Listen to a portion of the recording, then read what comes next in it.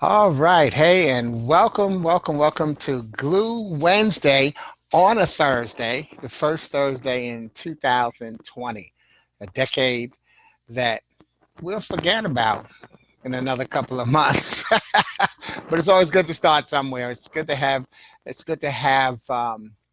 reasons to celebrate. Hey, what's up, Evangelist? Good to see you. And it's good to have reasons to celebrate, but I want to give you some extra reasons to celebrate today. We start in less than 4 minutes, but I'm letting the thing build here. But here's the deal: we have to always have reasons to celebrate, and what we have to remember that we don't want to do is allow a man-made calendar to control our reason for celebration. Let me see if closing this curtain changes. Nah, I think that makes me darker. What'd you think? Uh, okay. Yeah. Yeah, I think I can see me better. Do you see me better? Hey, what's up, Sheila? You see me better with the lights? Oh my goodness. Now Siri trying to talk to me and I didn't even call her. We'll start the broadcast in less than 4 minutes. Thumbs up. Okay, good. So you can see me well.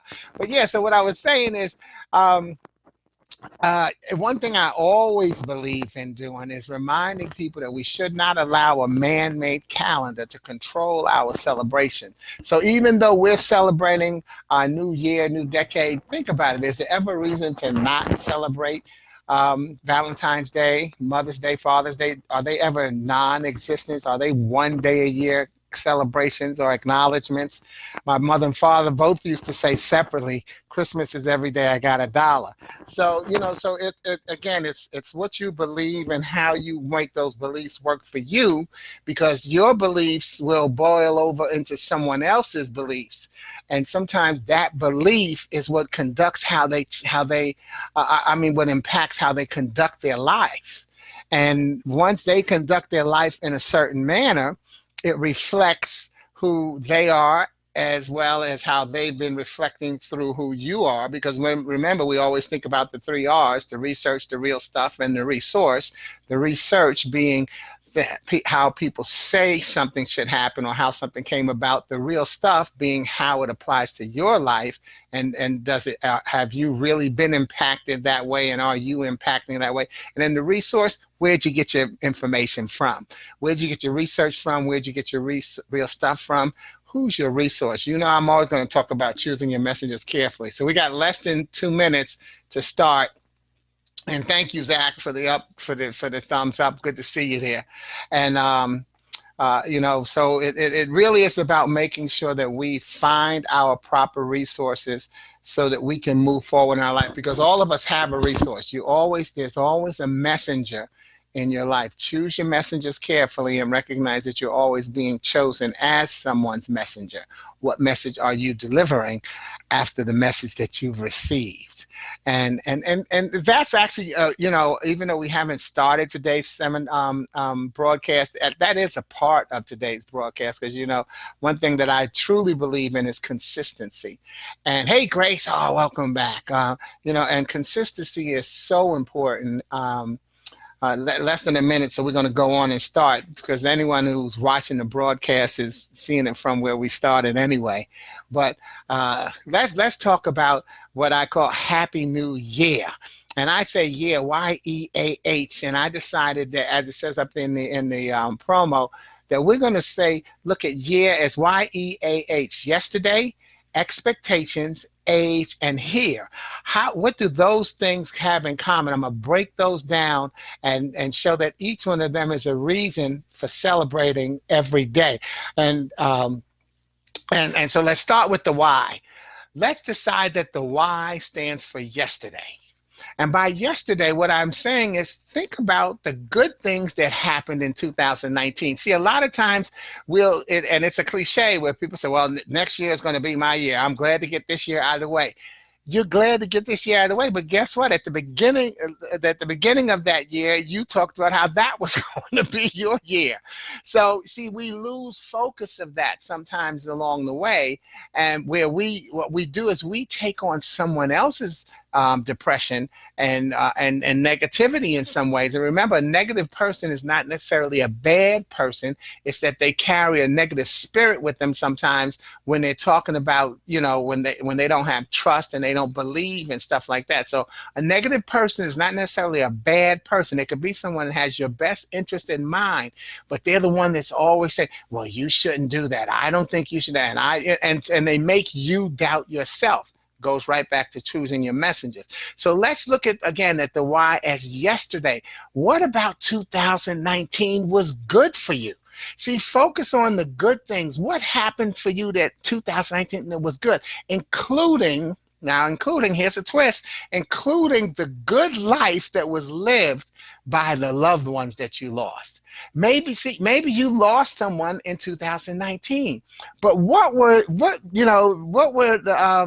the qualities? What was it about their life that makes you mourn them so much? Can't you smile about, wow, so and so is gone, but this is what they did before they left, and here's a good time that we had before they left. And the good time doesn't have to have been last year. The good time could have been the year before, 2 years, some great memory. So that, I remember, for instance, when my mother died, before she died, whenever I would speak, not just in my speaking business, but just as I'm talking to someone, I'd say, well, you know what my mother always said, and I quote her, or I quote my father. But one time, it was the first time I was speaking to a group, and I said to them, and my mother always said, and when I said that, it hit me, because now, for the first time, I was quoting her, where she was not going to be able to update that saying.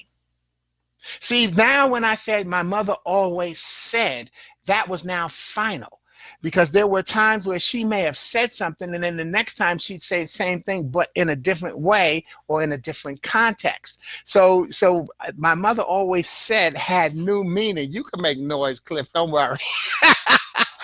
I got one of my new friends here, the exterminator. Cliff, I give him a shout out for his business here, right? But I told him, I said, look, I'm going to be on a live broadcast, but I always make it about fun, and it's going to be about the last letter in this word today. Anyway, it's here, and being in the moment. So in the moment, he's helping me out with an extermination problem I'm having in the house, and not a big problem, but just the regular maintenance. But anyway. So again, when I said my mother always said, after she was gone, that was now a final statement. That was what she always said. She'll never say it again. And so that's what I'm saying to you in terms of what was good about your yesterday. What can you think about to celebrate the good life that person that you may have lost last year? And also, how are you doing in your recovery from that loss? See, that's something that you want to look back in terms of yesterday. So how are you doing in your recovery? Remember that your recovery is another why. It's yours. You should not recover at the same rate that someone else is recovering. One thing I've always posted, if any of you had a loss during the year and you sent a post out, and I always would say, praying in faith, not fear, for you and your family's smooth recovery at a time where speed cannot heal. Because see, I'm word sensitive, so I know that the tendency is to wishing you a speedy recovery, whether it's from an illness or a death. And people say, I hope you're a speedy recovery. And I never say speedy. I always say a smooth recovery, because speed does not necessarily heal you. Or even if you do heal fast, it's the smoothness. Can you maintain that healing that makes a difference? So I always wish you a smooth recovery so that you can recognize that it has to be at your pace. And even if you have siblings, for instance, and I don't expect my siblings to heal from a death at the same pace that I heal. And or friends on your team, co-workers, everybody, my military families, everybody heals at a different pace. So check your pace and find out a way for you to celebrate it. Because meanwhile, the why in yeah is what really the setup for the other letters, which if you look at it, the other letters in year and yeah, in the word year, are EAR, which is for the ear, and that will remind you that listening is the #1 communication skill. Okay, so who will you listen to today that will impact your tomorrow? So even though we're saying yeah, Y-E-A-H, think about the real word year. So yesterday, how you think about someone from yesterday, from your 2019, as we're doing here, sets up the air, sets up who you're going to listen to today. So let's move on to the E. The E is for expectations. And by expectations, I'm not just talking about your goals, but what do you expect of yourself? What messages do you deliver? Remember that the interview or the relationship starts every time you walk out the door, not when you walk into an office or when you meet a person. The interview, especially those of you who are looking to change careers, starts the moment you walk out the door, because someone is checking you out as well as you're checking out your surroundings. A friend of mine posted on Instagram, he posted, "I wish heaven had visiting hours." And so I responded, it does, and it always has. Remember that a physical death is of a recognizable body. Keep in positive prayer while sharing some of your wonderful posts. And see, that's what I'm talking about. The interviews and the relationship starts when you walk out the door. You see, you never know when you're engaging an angel or you're being an angel for someone else. Those, my friends, are visits from heaven. So heaven always has visiting hours, and you're always being interviewed, whether it's for a job or for a new relationship, or even a business relationship, because someone is checking you out.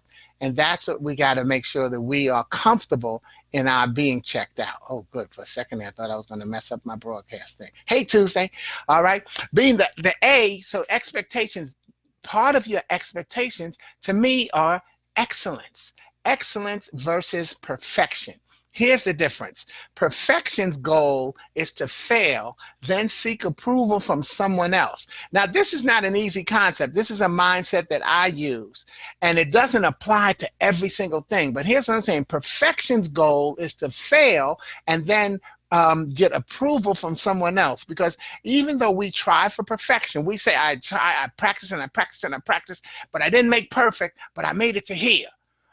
In other words, because we said somewhere in between, we said, but nobody's perfect, but I made it to here. Well, if you know nobody's perfect, including you, why not make it here the goal?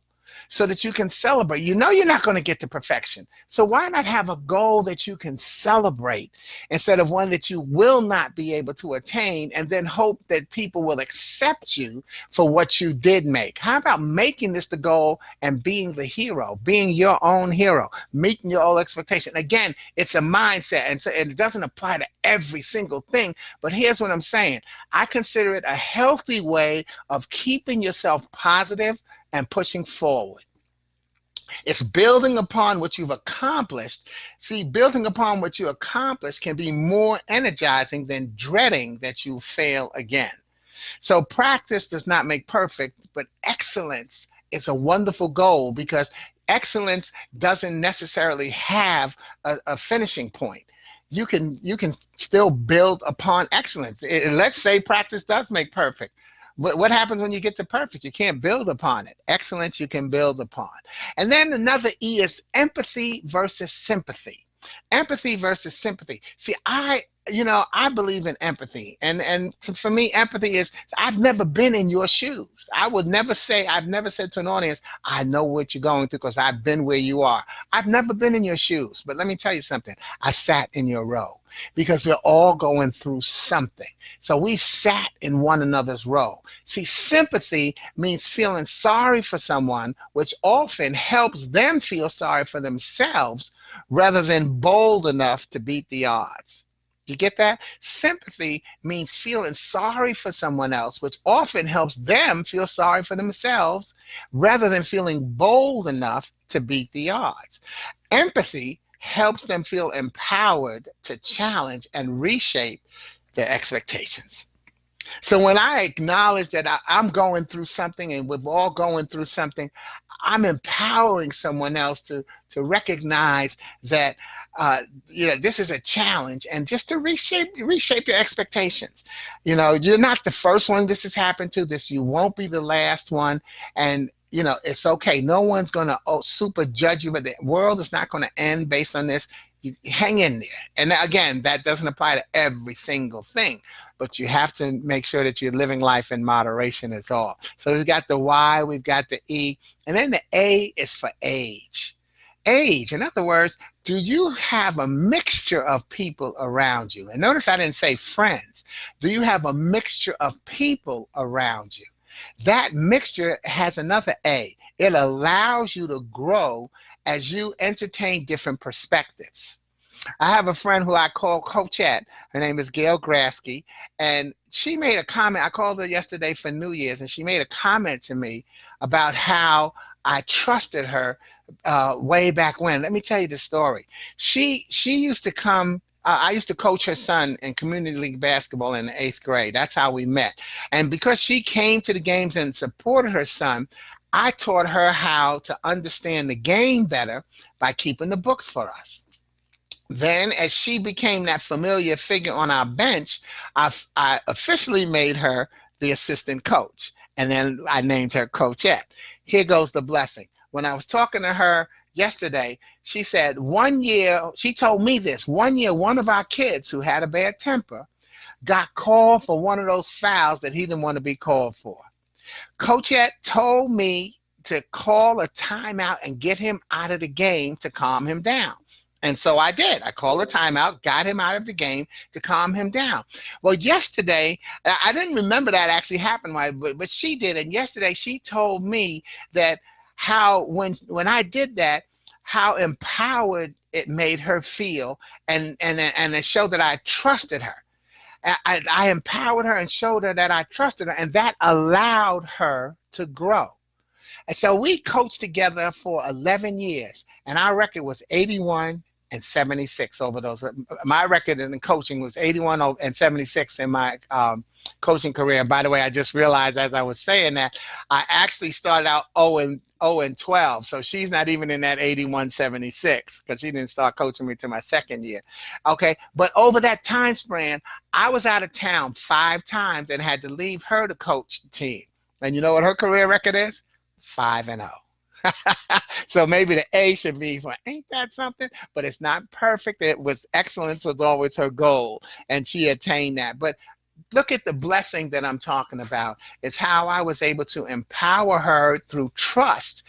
Because I could have easily said, as some people might think, oh, well, I'm the coach. I'm not going to work. But no, she saw something. That's my assistant coach. And that's why you have to choose your messengers carefully. Who's your assistant coach? Who are you listening to and saying, and they're giving you advice and then you take it. She saw something that I didn't see. And because I trusted her as my assistant coach, I went with her feeling, called that timeout, and took him out to calm him down.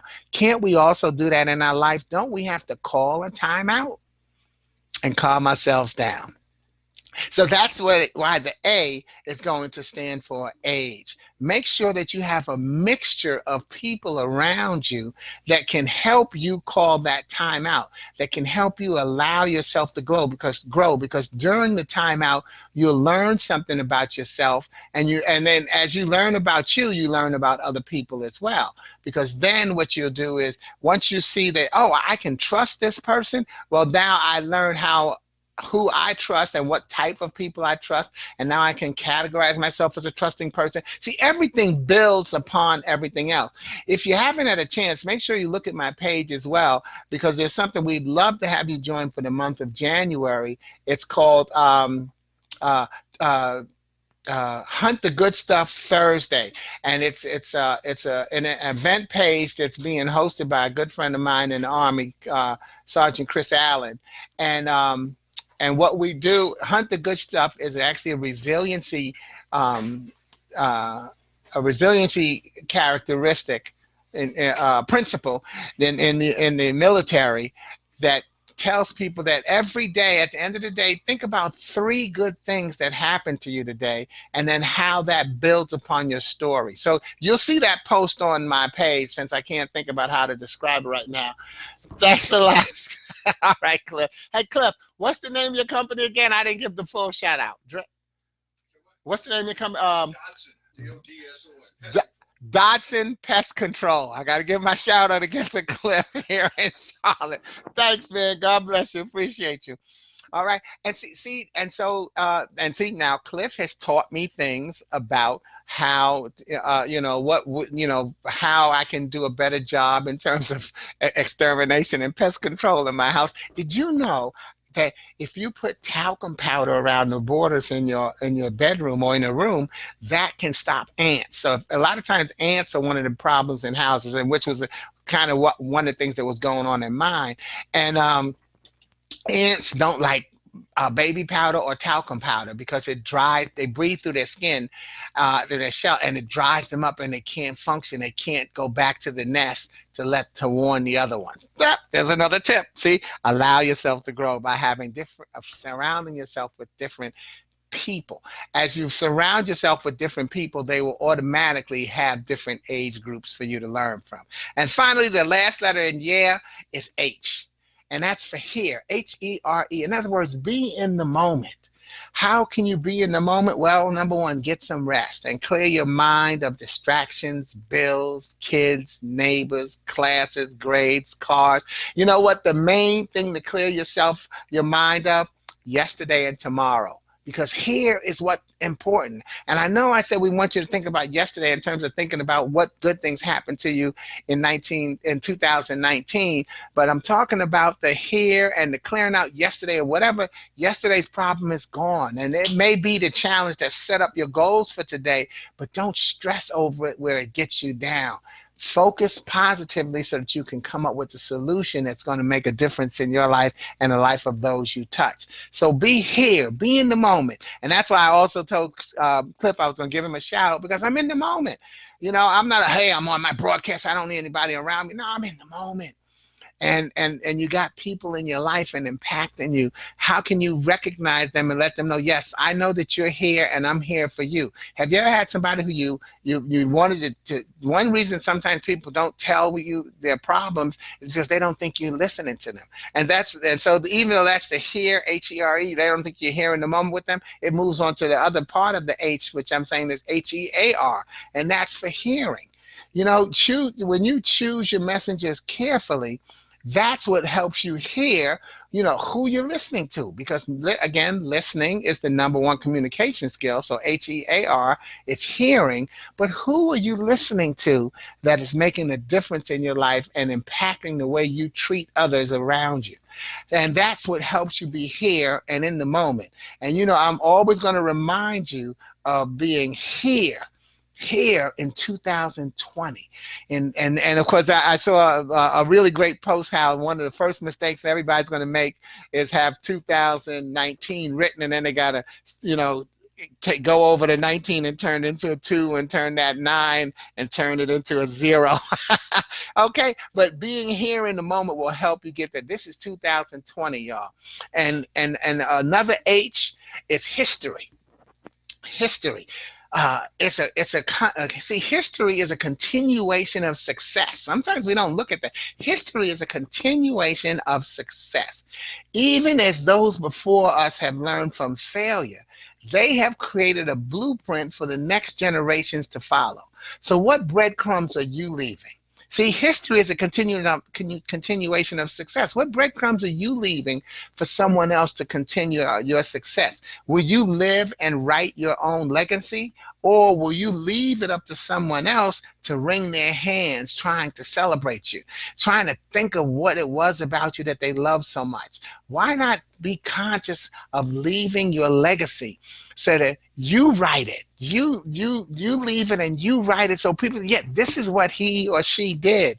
They'll come up with other ways to celebrate you, but don't you think it's great to make sure that you celebrate yourself? Again, it goes back to what I was saying about Coachette, about how, she told me how this was something that I did that helped her, and that would be something that she would talk about. That's a great part of my legacy. But guess what? I know that I was doing that. I didn't know that was how I was doing that with her in the moment, but I know that as a coach, one thing I always stressed as a coach to my players was how important it was to how we played the game, not whether we won or lost. So I maintained my my status and my mentality as a coach of being someone that guides someone instead of telling them what they had to do. And so I coach that way. And again, over my 11 years of coaching, I went to the championship only twice. And I lost both games. I lost one game. First time I went to the championship, I lost by one, and the second time we lost by two. But everybody wanted to play for my team. Why? Because I always coached my players. And the next year, all the kids in community league basketball, they went back into the draft. You didn't get to stay on the team every year and stay with one coach. They went back into the system. And every year, one of my goals was that the kids, the team that I had last year, I was not going to be able to draft them the following year because my kids got a kid that last year went in the 7th round.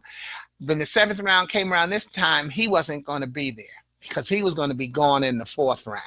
And that was always my goal for my kids, for me not to be able to have the same team. I want to have some of my kids back. I always did because they, then they become the ones that pass on that legacy to the other guys on the team. Say, yeah, this is what Coach Sporty said, and here's how we do it, and that is what builds it.